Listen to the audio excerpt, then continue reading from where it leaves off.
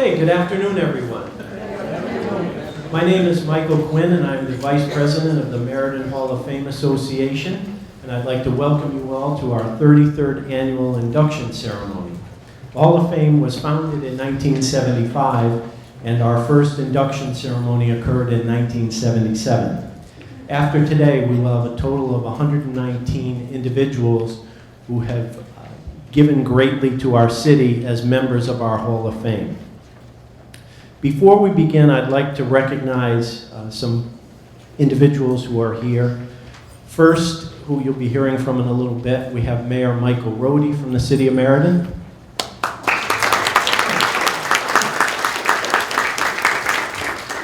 Senator Tom Gaffey.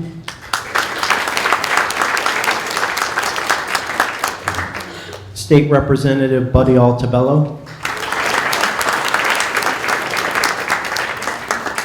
And State Representative Kathy Abercrombie.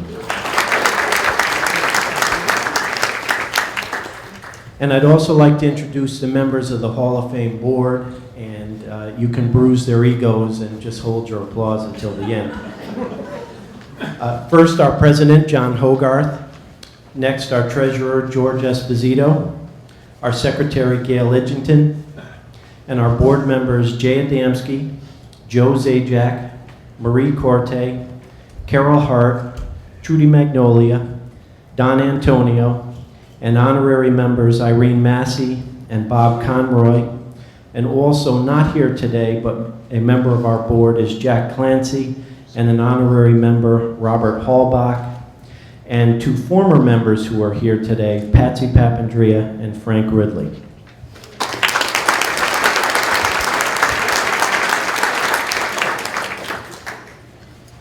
At this time, I'd like to call on our President, John Hogarth, for an invocation.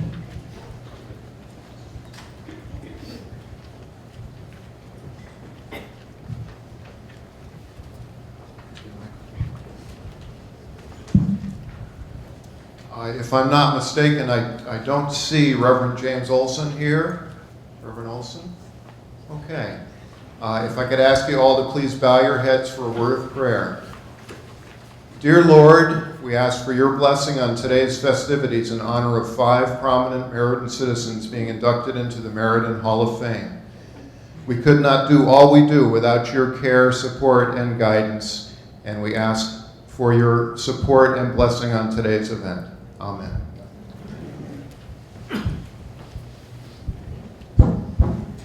Thank you, John. And next, with greetings from the City of Meriden, is the Honorable Michael S. Rohde. Thank you, Michael.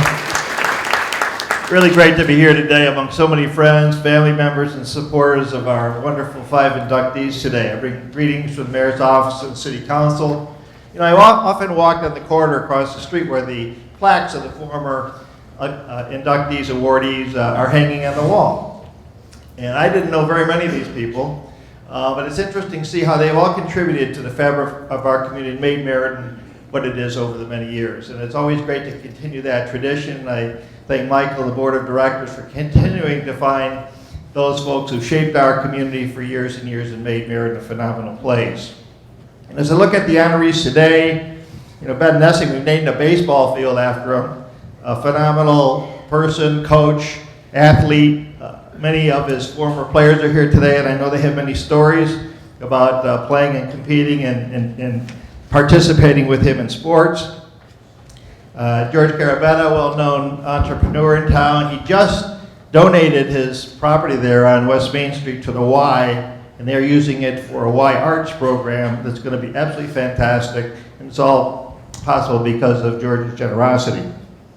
Matt Campione, I've known Matty for years, just a tremendous person, a wonderful spirit, a gentle soul. Lee, his wife, partner in crime, have a lot to do with beautification of Meriden, pride in Meriden, all the good things that are happening in Meriden, and they were a couple and duo that's made that happen. Frank Davella, great businessman. We've known Davella, Volkswagen for years and years. His brother's here today to join with us, and great philanthropist, donating his funds to the CUNA Foundation to continue the good works in his family's name. And finally, Bonnie Kenny, another sports person from a great sports family. who's contributed both on the field and as a coach and shaped the lives of many children. So it's my honor to be here today to help recognize you, and I appreciate all you've done for our community. Thank you.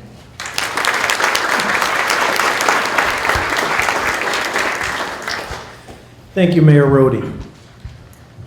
Our first honoree for the category of Business and Commerce is George Carabetta Sr., and to present the award are his sons, David Carabetta and George Carabetta Jr. If they would please come up.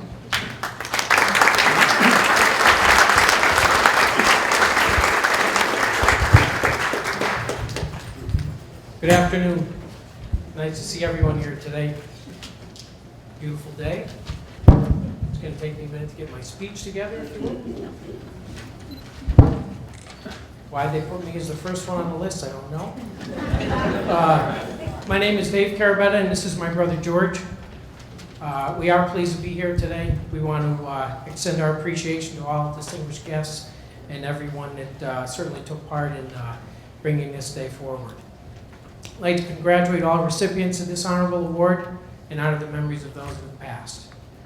It's ironic that it's usually the parents that are proud of their children, but in this case, the children are proud of their parent. Our dad, George Carabetta, is one of the Hall of Fame recipients this afternoon. When we were asked to speak regarding our dad, I can only think of all those years of dad being the harasser, and to think he is now the harassee in public, no less. Payback dad.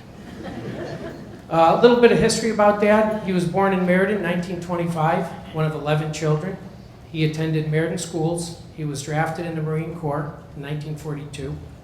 He was a member of the 3rd Marine Division and fought in battles on Guam and Iwo Jima, where he was awarded the Purple Heart. One of many World War II veterans we'll be forever indebted to. Dad grew up in a family business at that time known as SF Carabetta Florist, named after his dad. It wasn't surprising that the following day he returned from serving his country, he was summoned back into the family business.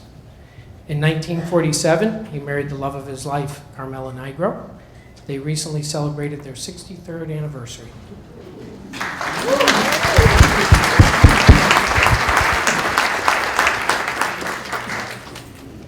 In the 60s, Dad purchased the family business and renamed it Carabetta Florist.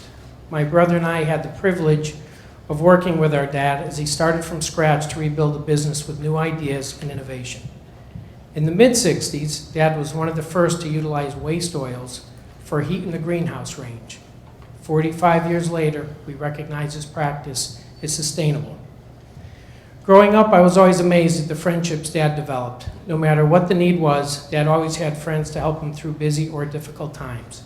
Holidays, emergency repairs, extra help in between crops, Dad always had friends willing to come and lend a hand. What better surrounding to grow up in than one of help and caring? I'd enjoy harassing him and tell you he was difficult to work for, that he cracked the whip, but the truth is he wasn't. We had to work hard, but he wasn't hard to work for. He taught us work ethics, integrity, friendships, and a sense of morals we should all live by. Many of Dad's relationships were developed from civic organizations he belonged to. The Meriden JCs was one of the first memberships. Whether it was building a float for a parade or attending the charity ball, our memories that Dad was always part of the community. Once he became what I was told the exhausted rooster in the JCs, he found his way to the Meriden Lions Club. To this day, he is one of the first to arrive at the weekly meeting where he's viewed as one of the old timers. He has been a member for 48 years. Throughout his career, he was president of the Southern New England Teleflora Association, the Meriden Florist Association, a board of director for the Miller Memorial, and this year was voted Lion of the Year by the Meriden Lions Club, as well as a recipient of the Howard Houston Award by the Meriden Rotary Club. A modest individual that deserves the title of the greatest generation. Thank you.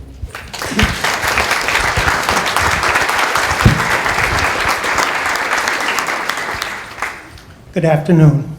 My name is George Carabetta. Not that George, I'm the younger one, much younger. I grew up in Meriden and have lived most of my life here. So when I was told that my father was to be inducted into the Meriden Hall of Fame, I have to admit I really knew very little about it. So I went to the town hall to see the plaques of previous inductees. I was impressed. I saw that I knew many of the names. Several of them were people that I knew, and many of those that I had heard of and were well respected in our town. I'm proud to say that my father fits in well with the members of the Hall of Fame. He has given tirelessly and generously to the town and the people of Meriden through the organizations that my brother David has mentioned.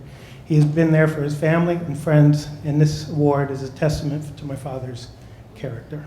I am proud and pleased to present my father, George Carabetta.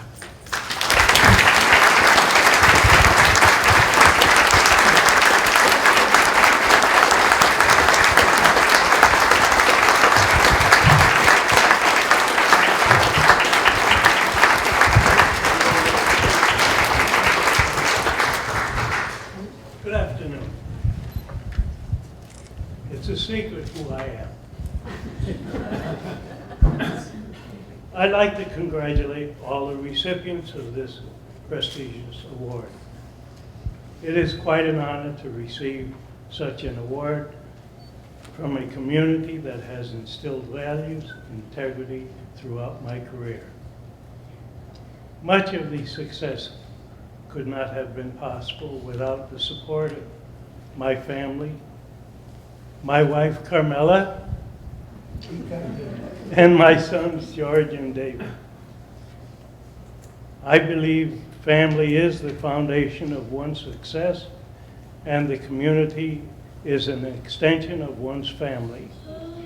And I thank them for their lifelong support. Thank you.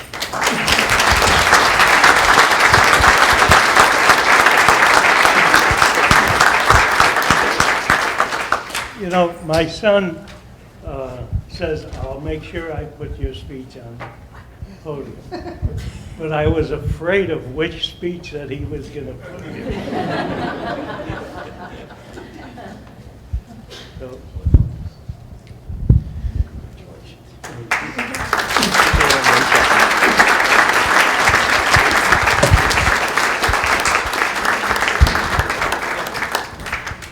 Hold on a second, you get the take-home version.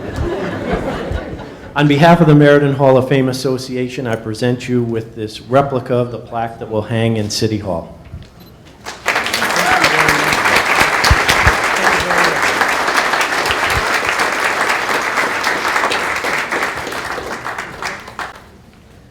Our next inductee for the category of education is the late Benjamin P. Nessing Sr., and our presenter today is Ed Zajac.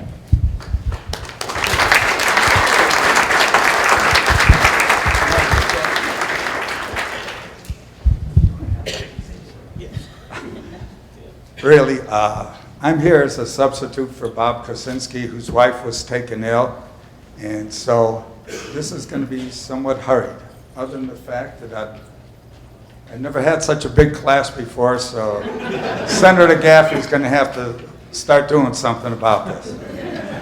I, too, would like to congratulate all the inductees for this honor of the Meriden Hall of Fame. It is something special, and it'll only settle in after quite a while when you can walk down the corridors of the City Hall. I'd like to thank the selection committee for this honor. It's well deserved for Ben because he was a special, special man. And, you know, he was kind, really concerned, and really cared about people.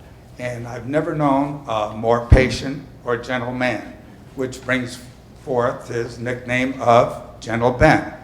And on behalf of Gentle Ben, the Nessing family and I, again, would like to thank this committee for this honor.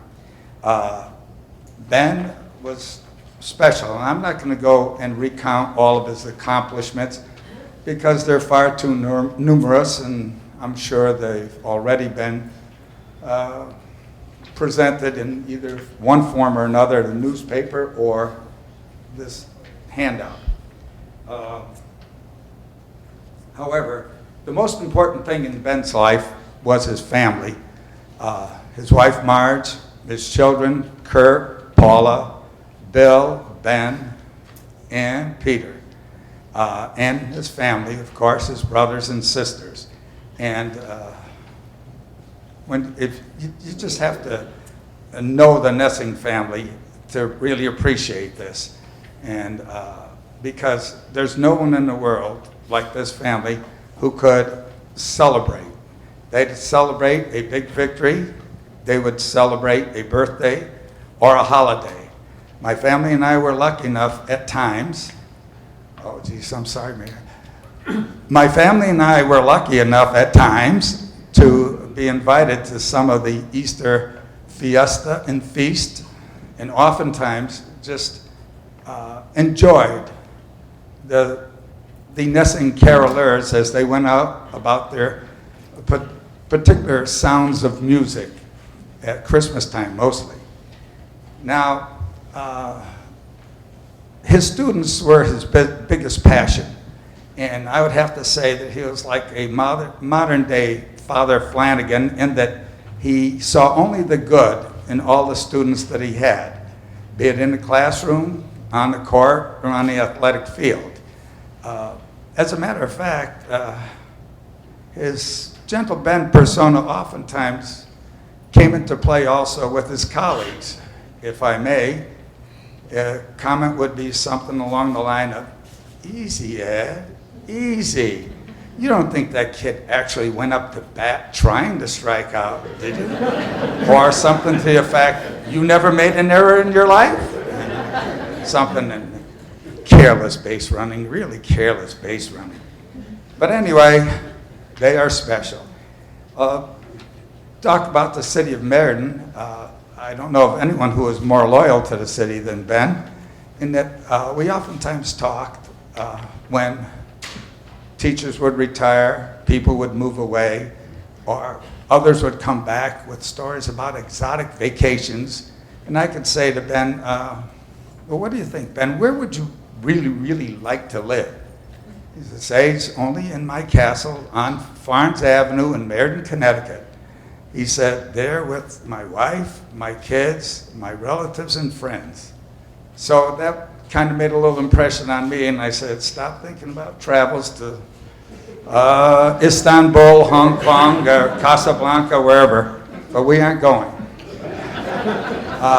I would be remiss if I didn't say there was another side of this gentle Ben persona, in that he was a driven, determined, and daring athlete and opponent. I mean, he just was one kind of a competitor. And heaven help any opponent who did try to prevent his way toward his goal. And injury, pain, never mattered. I just remember being sat down on the bench. He said, "Look, everybody gets hurt. Everybody has pain. All it does is make you more alert and more determined to win." Enough said. Put that in the category number 2. I'm starting to, oh geez. John Papandrea is starting to look at his watch, so it appears I'm overstaying my welcome. So I think I can close by simply saying Ben was an outstanding athlete, a dedicated teacher, a proud family man, and a true friend.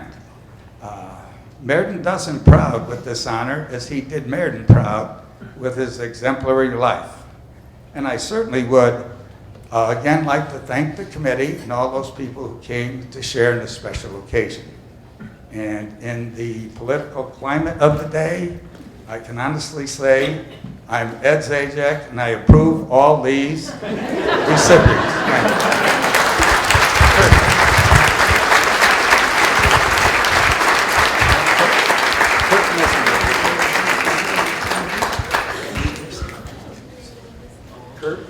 Okay, and we'll bring up Kurt Nessing to receive the award.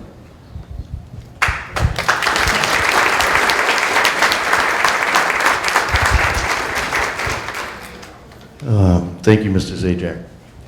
Thank you, City of Meriden. And thank you to the committee, Hall of Fame committee, and congratulations to the rest of the inductees. You know, my father loved 3 things. He loved his family, he loved Mahoney High School, and he loved the City of Meriden.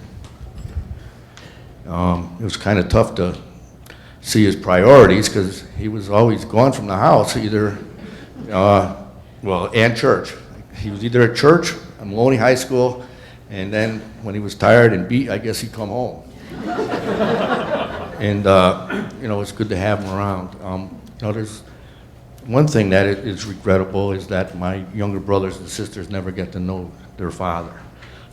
He died at a young age, died 38 years ago, at the age of 43. But, as Mr. Zaid said, he was a fierce competitor. And he wanted to stay home with us. He had his options of going away and playing ball, but he chose to stay home.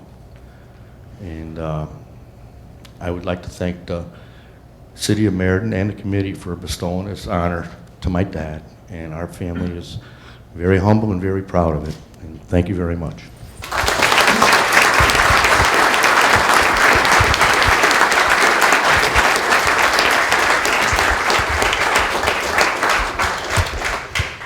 And on behalf of the Hall of Fame Association, we'd like to present this replica plaque to you.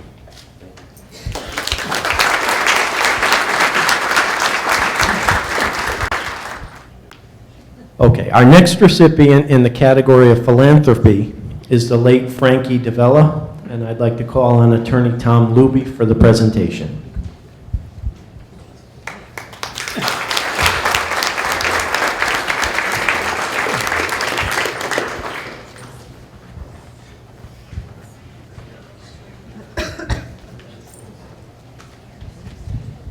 Good afternoon. I'm here to give two speeches, one on behalf of the Hall of Fame, one on behalf of the family, saying thank you. Members of the Hall of Fame, and former recipients and current recipients, this is a great group, a great meeting, and something that shows how extraordinary Meriden is. Frank Davella. The story of Frank Davella is the story of America's greatness. An American story of devotion to family, religious belief, civic duty, frugality, entrepreneurial spirit and success, and concluding with an act of selfless generosity. Frank's parents, Antonio and Bridget Davella, were born in a small town in Naples, Italy. Bridget was a woman of great religious faith. Antonio began his life in America armed with only two things: ambition and the willingness to work hard. They had 6 children, 3 girls, Teresa, Emily, and Anna, and 3 boys, Frank, Tony, and Lou. Frank was born in 1911, Tony in 1917. Tony is here with us today. For those of you who are trying to figure out the math, Tony is 93 years old.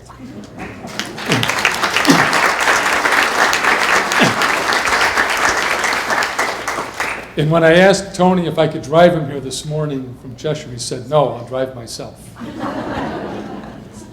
When his brother Frank was very young, the Davella family lived on the 2nd floor of a building at the corner of Lewis Avenue and Springdale Avenue. On the 1st floor was Antonio's business, a saloon. Patrons could be served on the premises, or Antonio would deliver buckets of beer to people's homes. You can imagine if this was a college town, how wealthy they would have become. The business thrived, but history intervened in 1919, when Frank was only 7.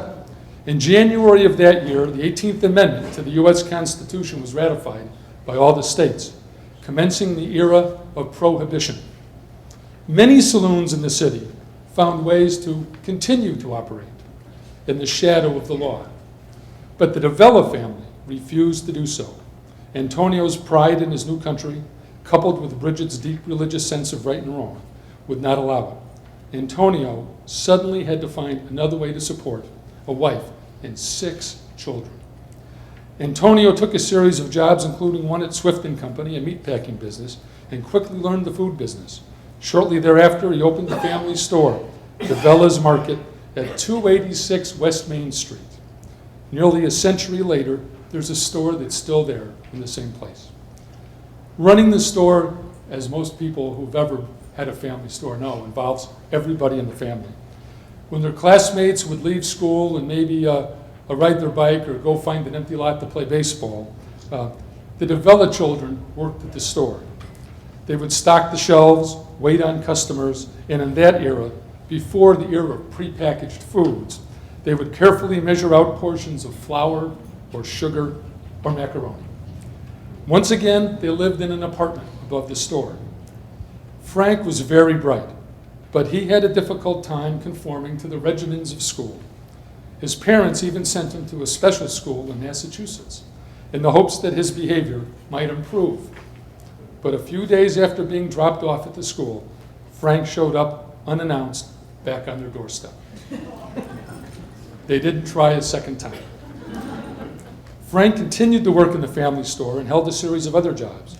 His job as an usher at a local theater led to a stint as a distributor and promoter of that new invention, moving pictures. He also worked as a salesman for Salada Tea and then for a chocolate company. He even became a representative of ASCAP, which exists even today, known as the American Society of Composers, Authors, and Publishers. Frank traveled around the country and came to know many of the leading musical artists of the big band era, and he was still in his 20s.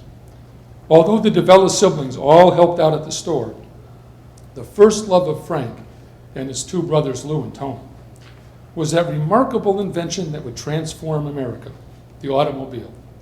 In 1939, at the age of 27, Frank finally began his own business, Davella Motor Sales, a used car business located in a small lot on Hanover Street, right across from where Vertellini's was located, and I might add, right down the street from my grandfather's monument works.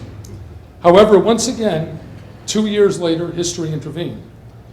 World War II arrived, and the business was closed. Frank, Tony, and Lou all went off to war, like so many of Meriden's youth. Frank and Tony both served overseas in the Army Air Corps. Tony, who's here with us, worked with the legendary B-17s, the famous flying fortresses. Their brother Lou served in the Tank Corps in Europe. Like so many other veterans of that war, when asked what the war was like, Tony explained to me simply, well, we were the ones who were able to come home. Upon their return, they started looking for a business opportunity. On a visit to New York City one day, out of curiosity, the three brothers happened to walk into a Rolls-Royce dealership in the city. Well, if you like cars, you like Rolls-Royce. All three knew how to run a business, and all three knew a lot about cars. And as Tony explained it to me, they walked out that afternoon, the owners of Meriden's first MG dealership, MG being the famous British sports car. Frank set up shop across from the family market on West Main Street, where he had his first lot. Tony, who had returned to the family market, subsequently joined him as general manager. A few years later, in 1951, Frank decided to become a dealer for another famous British import, the Jaguar. Now, the only barrier to this deal with the Jaguar distributor was that in order to be able to sell Jaguars, Frank and his brother had to agree to also sell this other car. Now, this didn't make much sense to them because this other car was ugly, it was air-cooled, and believe it or not, it had an engine in the back. And even then, a few years after World War II, feelings about German products were not particularly strong. So they didn't have much hope for this product. But in order to get the Jaguar franchise, they committed to selling Volkswagens too. Well, in 1951, in their first year, they sold a grand total of 3 Volkswagens. Only a few hundred were sold across the nation, but Frank persisted, and the rest, they say, is history. The dealership was a great success, eventually moving to the corner of West Main and the Chamberlain Highway. It continued to operate successfully until 1997. Now, Frank's success did not go to his head. He continued to live frugally, living with and caring with his elderly, widowed father upstairs in the apartment above the store on West Main Street. He was devoted to his sister Emily and would have lunch every day at her home on the Chamberlain Highway. He passed the basket every Sunday at St. Joseph's Church. He gave generously to local causes, but Frank was not all work and no play. He loved to travel, especially with his longtime friend Miriam Zarrett, who I think is here with us today. Frank also became close friends with Meriden businessman Charles Cuno. They shared an interest in the stock market, and the community. Neither had children of their own. Both rose from modest circumstances to financial success. They served for decades on the board of the Home Bank and Trust Company. His friend Charlie had formed and funded the Cuno Foundation, which had grown to millions of dollars in the years after Charlie's death. Frank was inspired by this act of generosity, and in his will, Frank donated over $250,000 to local churches and charities, and the bulk of his estate, in excess of $3 million, to the Cuno Foundation, more than doubling its size. Since Frank's death, the Davella Trust has paid over $2.5 million in grants to help the children of Meriden attend college. The Davella family came to America determined to succeed. Frank rose from modest means, never went to college, served his country, worked hard, took risks, cared for his family, attended church, and lived frugally. This gentleman of Meriden has and will continue to impact the lives of hundreds of Meriden's children, making it possible for them and their families to achieve their dreams. The Davella family, and Tony here with me today, thanks the Meriden Hall of Fame for recognizing the success and the generosity of this quiet, humble man. Thank you.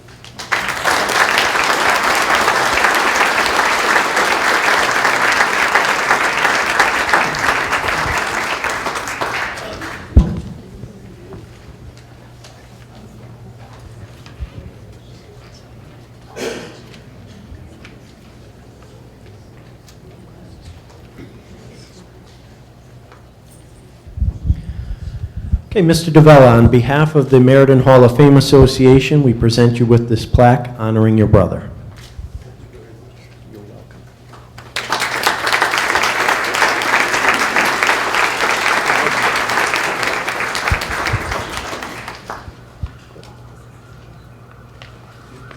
I'll just say one word. In behalf of the Davella family, I would like to say this is a great honor. And I'm sure that if Frank were here, he'd feel the very same way. Thank you very, very much.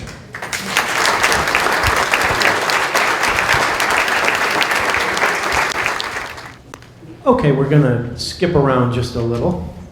And our next recipient for the category of sports is Bonnie Jean Kenny.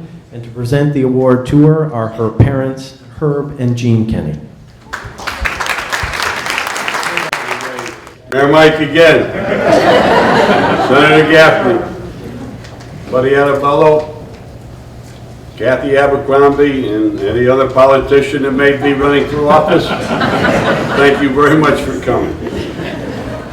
As I said, Bonnie wanted Jane to give the introduction. I was next in line, but I want to give Jean her due. Believe me, if there was a Mother's Hall of Fame, she'd be president, CEO, and whatever else goes along with being a great mom. We have a great family, mainly due to Jean. I was busy coaching, chasing my dream, which we caught somewhere along the line, Brian. But I want to thank our children for all being here. We have 5 children. Herbie, his wife, Barbara, 2 of his daughters, Mallory and Brittany, drove in from Jersey this morning. Susan, next in line, flew in from Pittsburgh, okay, this morning to honor Bonnie. Patrick and his little daughter, Pearl Jean, came in by boat. They took the ferry from Long Island and landed here safely, thank goodness. And then we have Kevin, our mainstay. Thanks for Kevin. He does all of our work. He stayed around Meriden, and fortunately Jean and I can live where we still live because of Kevin. And he drove down from Manchester. So the Kenny family came many different ways to honor Bonnie, and her is working now, and her assistant, Cindy Gregory, who has been Bonnie's assistant for a long time, drove Bonnie up. And Cindy, thank you for taking care of Bonnie all these years, giving her all these wins, and being here today. The Kenny family, spelled K-E-N-N-Y, is very, very happy and very proud today. I'll tell you how proud Dad is. He even bought ice, and he turned he turned the heat on before Thanksgiving. So we are very, very proud today. I would like to thank all involved, the Meriden Hall of Fame, especially Patsy and Joan Siebert, or Eddie and Joan Siebert, who were the headliners to present Bonnie. And I thank Eddie and Joan and their family for being so persistent. I'd like to thank Patsy and Joan Papadria for following through, okay, and making sure that Bonnie came up again and was elected to your hall. You see how I made that Freudian slip, Eddie. Okay. To Joan.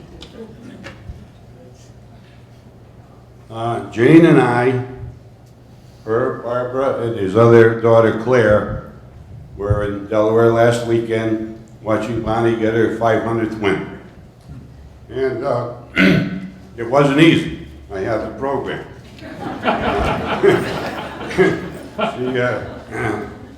She played a big game a year ago in the big stadium down in Delaware. And they played the University of North Carolina, and they had 7,000 people at a volleyball game. She lost the first two games, and 90% of the people left. They thought she had lost. As you know, volleyball is 3 out of 5. Bonnie's team came back. I would have not liked to have been in that locker room, but they came back and won the next 3.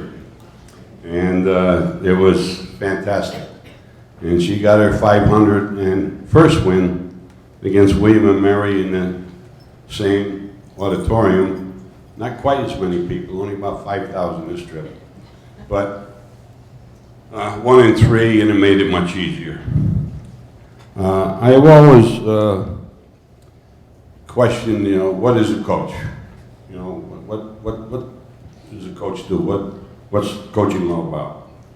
And it's a chance, I found, to give a person a chance to succeed. This is what coaching really, truly is. And Bonnie has really succeeded. She has done very, very well. As you noted in a nice article in the paper, she won her 500th game the other day. One of only 28 coaches in the Division I level in the whole country to ever do that. And we're counting the next 500 now. They will be much easier because she has learned not to go to California and play those teams all the time. So she's turned down so many jobs I can't count. And she's going to stay at Delaware. And I know the next 500 will come very, very easy. So Mom and I would like to introduce to you the coach's coach, Bonnie Kenny.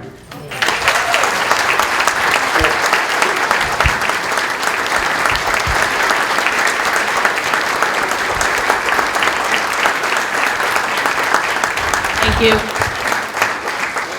I too have a coach's voice. I'd like to thank the committee and all of those who voted for me, put me forward, or begged for me to get into this prestigious Hall of Fame. According to my dad, Fornalski maybe politicked for me a little bit. You guys don't know Fornalski, but she is one of your state representatives. Mr. Nessing knew several of his family members. There was always a Nessing on a team with a Kenny. Carabettas did the flowers for their wedding 50-something years ago now. We lost track. After 50, one party, and that was it. I always wanted a VW. We couldn't afford it. For Mr. Davella. And Dr. Campione, we could not wait to go to Hillcrest Terrace. They had the best Halloween. We had hot cider and Dunkin' Munchkins, and we never got those in our family, so that was our favorite Halloween place at the Campiones. Meriden, my former town, now city, the Silver City. I'm honored and humbled to come back and be part of this. Meriden is where my roots are, and they'll always be. I started here with, my grandparents had a huge influence on my life, my mom and dad, my brothers, my sister, now my nieces, my nephews, and my right-hand person, Cindy. Everybody knows Meriden, and we all come back to it some way, shape, or form. The Kenny family is just like a team, and like I tell my team every year, we all come with baggage, and so does every Kenny. We just hope it's a backpack, not a trunk or a roll bag. But we have a lot of love, and like my dad said, my mom is our rock, my dad is our coach, and us kids, we keep each other in check in a hard way. We're not very nice to each other all the time, but that's what keeps us humble and grounded. My family will always be the priority, and I give them credit today for me being here and allowing me to enter this hall on their behalf. All of that, even the leading scorer or leading gunner, I should say, Patrick was in Cuno League. Not too many people have not played on a team with one of us if you're our age, and we're in the 50s now. So Meriden extends, my success extends within Meriden in a lot of different ways. Several teachers who are here, several of my coaches, my classmates, and my teammates. I'm not gonna talk as long as Mr's age, but my first grade teacher had an impact on me before I ever even realized somebody could influence you so much in your life. And I thought she would be here, but she's in Vermont looking at the leaves because it's something she never did when she was teaching first grade, Mrs. Norrie. For 43 years, she has sent me a birthday card ever since I was in her first grade class, and I helped her move, and she would take me to Les's or McDonald's. I love her. I remember in 4th grade, Mrs. Nathan, my parents were on a cruise to Bermuda. Susan was with one of her boyfriends in the front yard playing baseball. I wanted to catch the foul tip. She hit me with a bat, broke my jaw, knocked me out. And I remember Mrs. Nathan because everybody in the class wrote me a card, and I don't know if I would recognize this young man. His card said, "I hope you die." And I remember that because he wanted me to die because I always beat him in gym class. So I guess I was just a little bit better athlete than Jeffrey Armstrong. That was his name. So if anybody Googles him, I tried, I couldn't find him. 5th grade, Mr. Afanasky. He was my first male teacher. He had a presence. He taught me how to play chess, which meant I had to sit down and pay attention. He taught me how to give back and helping people that were underprivileged. And he taught me how to protect people when he made me the safety patrol captain. When I got to middle school, right over here this was the library. Even I knew that. Marge Reichard, she coached everything, and unlike Tex Burt, who never used to let me play at the boys club, Marge Reichard let me play everything. Jane O'Brien in middle school made me sew. I hated that class. I always wanted to be in woodworking.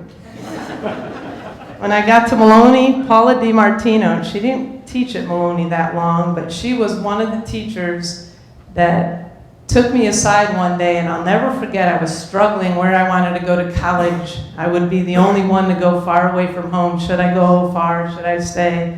And I remember Paula saying to me, you need to follow your dreams, and you need to go wherever your heart takes you. So then I was struggling. Mr. Fahey put me in charge of all his paperwork that he didn't want to do when he was the AD. And in high school, I have to say, my biggest idol, my biggest mentor, and those of you that, several of you know her, was Miss Piontek. She actually is with her mom today, celebrating her 91st birthday. So I wish she could be here, and I tell her often, we keep in touch, and I tell her how much she influenced me. but she never treated me special. She never treated me nice. She was a mean person, I thought at the time. But she really taught me how hard it is to win, how to win with class. She taught me that those that weren't going to work as hard as I was to achieve their dreams were going to be really jealous. She taught me how to be a good person, a good player, and a leader. And I'll forever be indebted to her for making me a better coach. She has had a major impact on my life. And if it wasn't for her, I would have never played volleyball. She took the orange ball out of my hand and put the white one in it. After graduating from Maloney, several people didn't want me to go far away. And in 1980, there was no Pat and Gino rivalry, Tennessee-UConn rivalry. There wasn't when I chose Tennessee, I promise. That all evolved after the fact. And now I can sing Rocky Top, even though I like the Huskies, I like Gino, I didn't steal Elena Deladon to play volleyball for me because she was the #1 recruit in the country, all that. None of that is true. I went on to Tennessee and I loved it. I wouldn't change what I did. I went there because at the time the best coach in the country was the bald-headed bastard that I played for, Bob Bertucci. And he was a good coach, and I couldn't have been any better as a player, so it was the right decision. He was a good coach. He wasn't a good guy. And I play him still today. We beat him this year, too. 4 years later, I graduated from Tennessee, and I got lucky. Bob Markham was the AD at the University of South Carolina. I was going there to get my master's, and he took a chance on a 21-year-old to coach Division I volleyball. And here I am today, 27 years later, all these seasons later, and I'm doing the same thing that I love. And I'm passionate about it, and I love it, but what could be better? I'm coaching, I'm trying to impact young women that I coach the way that people in this town have impacted me and made me a better person. And now I'm entering the Meriden Hall of Fame. How much better could it get? So thank you again to the committee and all the other recipients, and my parents and my family for coming here. We're going to have a good party in a little bit, and I'm just proud. I'm proud of Meriden, and I'm proud to say that I was born here and I grew up here. So thank you very much.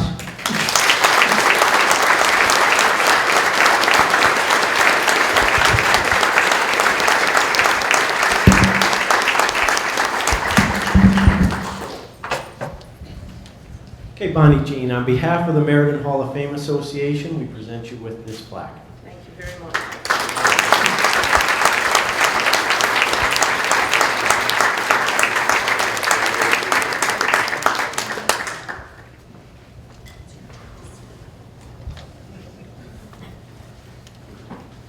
And our last recipient today is the late Dr. Matthew Campione.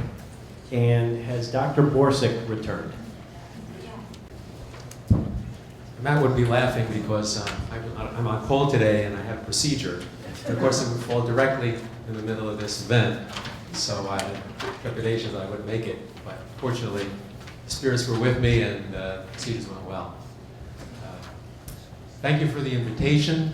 When Lee Campione asked me whether I could say a few words about Matt Campione, my good friend, at this award ceremony, I again felt that warm feeling that I always felt when Matt came into our x-ray department at the then Meriden Wallingford Hospital. Whenever I saw Matt, he brought a smile to my face, and those of you who knew him probably feel the same. I first met Matt in 1978 when I came to Meriden to practice radiology. Matt was a surgeon on the staff of the hospital, and as such, he would come through the department every day to look at the tests of his patients and see what needed to be done next, introduce some additional information about the patient, which only he was privy to, and then he would decide on his course of action, surgery, no surgery, observation, etc. Matt quickly became the physician I've looked forward to most to seeing. He was always friendly, and he was often funny. And sometimes in the hospital, things aren't that funny, and so a funny person is somebody you look forward to seeing. First of all, he would announce his arrival in the department by saying in a strong English accent, let a bloke in what knows. And he always did know everything about his patients. Many surgeons are arrogant somewhat in their demeanor. After all, if you're going to cut somebody open, you need to have a lot of self-confidence. But Matt and arrogant never went together. He was always kind and always soft-spoken. He was always curious to know what was best to do for his patients, what examination would clinch their diagnosis, and in particular, what new technologies were either available or soon to become available. And he wanted them for our hospital and our community and his patients. As a result, he started the Cancer Care Committee at the then Meriden Wallingford Hospital to bring together all the specialists who were involved in the care of patients with cancer so that the latest ideas and approaches could be discussed and the patient's treatment managed in the best possible way. Fittingly, Matt was awarded Mid-State Medical Center's Chris Lobelisk Award, whose purpose is to recognize noteworthy service to the community health care delivery system. And currently, Mid-State awards an annual Matthew P. Campione Community Service Award to an outstanding community physician in memory of Matt's contributions. You may know that Matt was the C in CBS Surgical, which was the name of his group. His partners were Don Badner and Al St. James. And like his partners, he came from an earlier, more gentlemanly era in medical care. He was a colleague, and he wanted to know how you and the family were doing, what was happening politically in the hospital, and how he could help. He was very proud of Lee and his daughters and grandchildren, and always ready to list their latest accomplishments. Invariably, after going over his patients with some conversation, he would then march joyfully out of the department singing "On Our Way Rejoicing."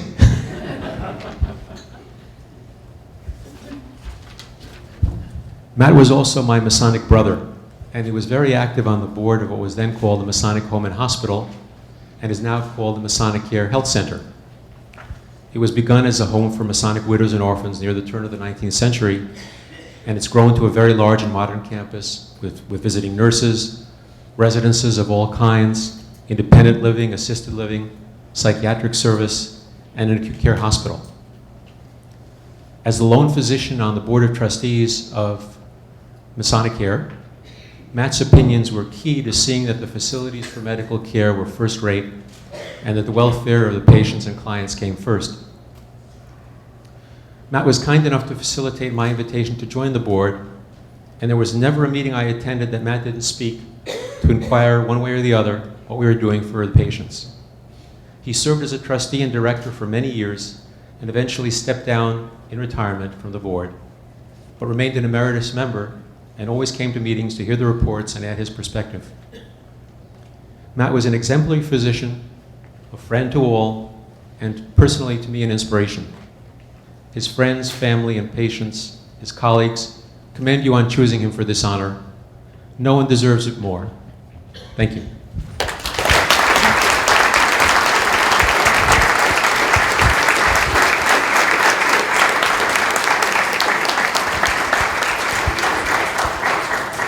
And now if we could have his wife, Lee Campione, come up.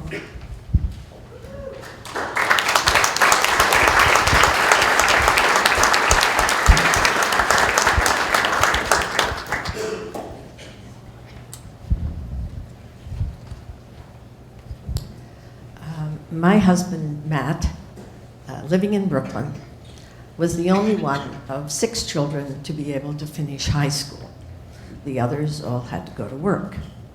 And when, after serving in World War II, he was able, through the GI Bill, to go to college and then to medical school, he considered it really a blessing, such a blessing. His dream was fulfilled 5 years later when he became a surgeon. And that to him was a miracle, just a miracle. He spent his life in this community paying back to his family, to his patients, and to his community. And he loved this community. He was very happy here. And when he retired, he was known to say that he believed he had lived through the golden age of medicine. And I think many of us in this room would agree with that. Those were the years when it seemed simpler. Matt was such a good man, a kind man, a gentleman, a very religious man, a funny man, very, very funny. And he was loved, I think, by almost everyone, particularly by his family. And many of them are here today, and I'd like to just introduce them. We have 3 of our 4 daughters, Annis, Kathy, and Christine, and their partner spouses are here with us. And then we have 4 grandchildren of our 7 grandchildren are here with us today. We have many friends who have come from a long distance, and I appreciate them all being here. Matt would be very, very pleased to be in the company of these other recipients today, and I'd like to congratulate them and their families and their friends. I would like to thank Dr. Borsick for that wonderful tribute, and I'd like to thank the Meriden Hall of Fame for this really great honor. When I called a dear friend of mine at the Cape to tell her about this event, and I invited her to come, her comment was, "Lee, that man simply won't go away." Well, Ginny, he hasn't, and he won't. And after today, he will be forever on the wall of City Hall. So I thank you very much.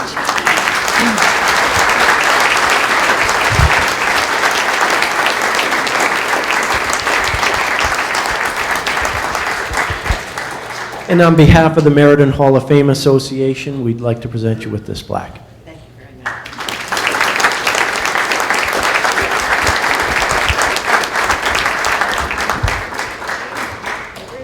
Thank you.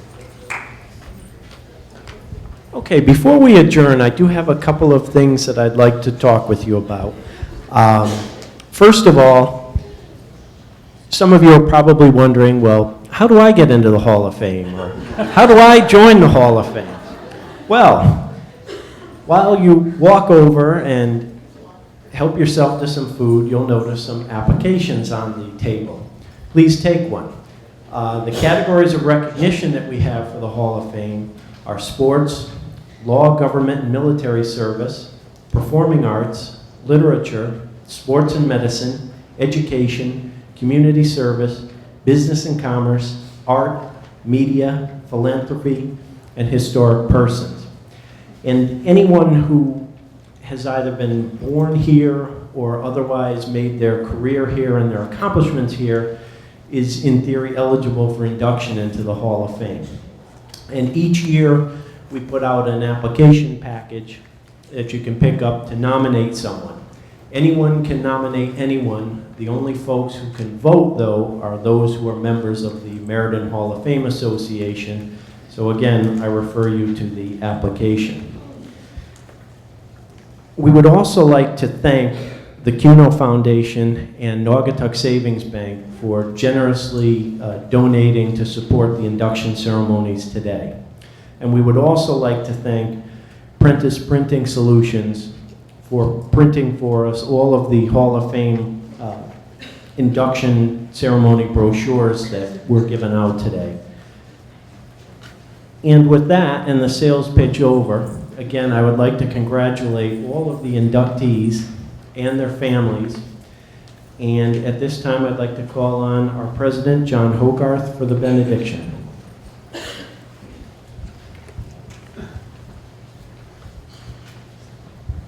Thank you, Michael, and thank you, ladies and gentlemen, for all joining us today. Now, may the Lord bless you and keep you. May he make his face to shine upon you and give you peace. Amen.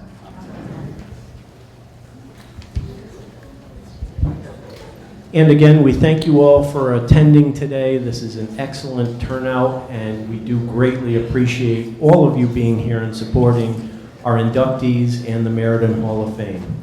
And with that, we will conclude the 33rd annual induction ceremony and invite you to help yourself to refreshments. Thank you.